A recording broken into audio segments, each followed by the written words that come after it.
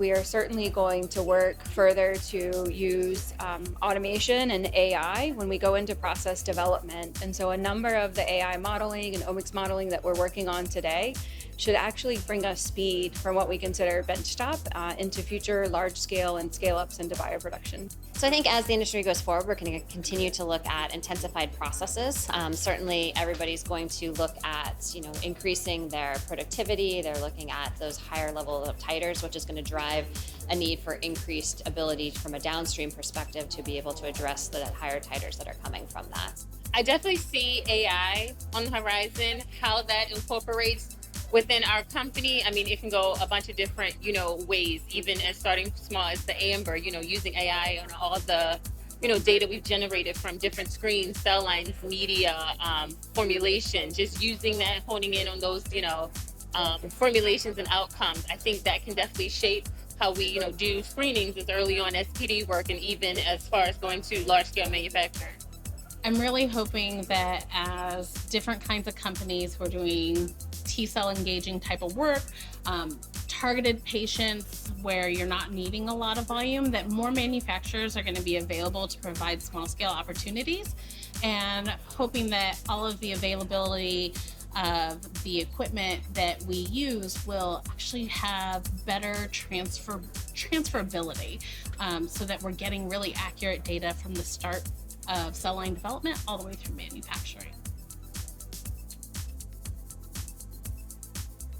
We have to find a way in our world now to reduce cost. And we know that it is difficult to finance research, to finance development and product development. So the best way for us to do it is to find the interface where bigger company, larger company can sponsor the research to provide more and more financial capacity and support to move the product development forward.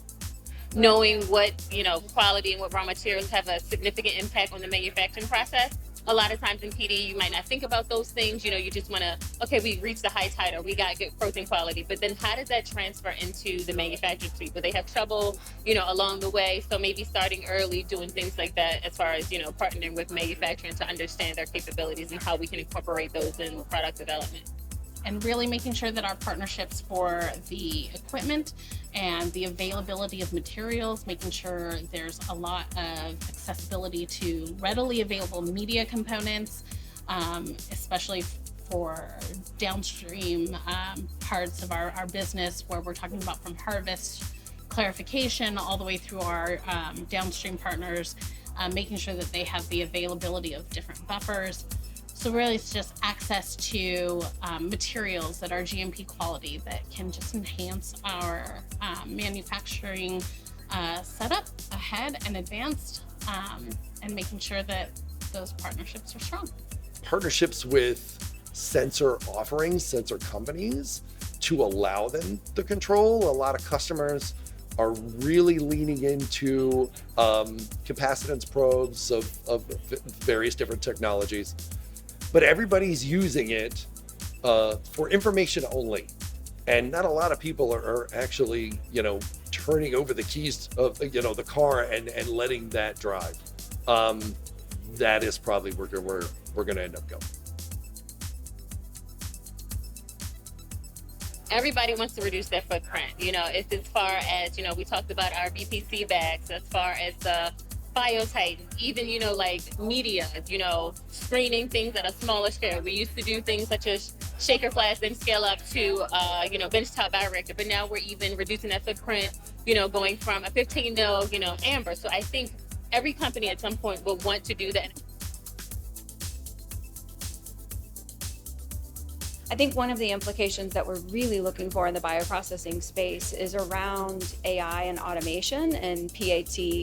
And when we build in process automation, what we will be looking for is how do we streamline batch records? How do we work towards eCTDs when it comes to supporting our customers' regulatory filings and ultimately the advancement in bioprocessing? It means we're going to have to keep up with AI and automation.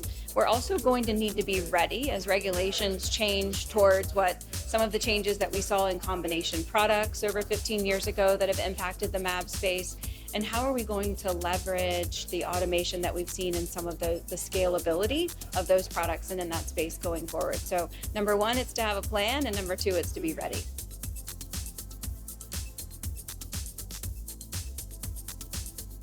It can really speed up the ability to go into your next experiment and always be planning and thinking 2 steps ahead so that you're reacting to strong data capture.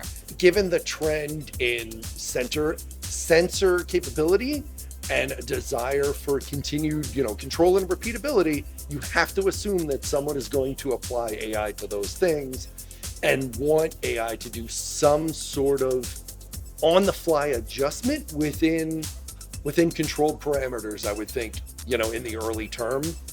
Long term, your guess is as good as mine.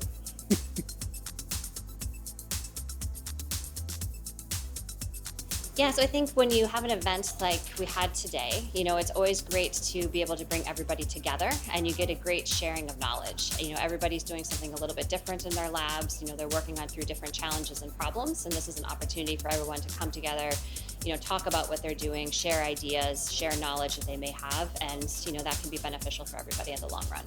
We did see a lot of customers trying to pick our brains, understanding, what parameters we think are important, different feeding strategies, how we scale up from small scale to large scale, what we think about, are the most critical, attributes when, going from, PD all the way up to manufacturing. So I thought that was pretty interesting. The specific event that we on here, the most promising is the most intimate collaboration and exchange of ideas. I cannot tell you how many people I spoke with and have just 10 different ideas coming from a one-on-one conversation where people I've never met. I didn't have the opportunity to meet before. The collaboration is and then the one-on-one interaction is what I'm taking away from this event, right? I like the size of the event. It's not too big. It's not a big conference, so people have time to talk, get to know each other, and exchange the ideas, right? I think that the biggest highlight for me, is the networking.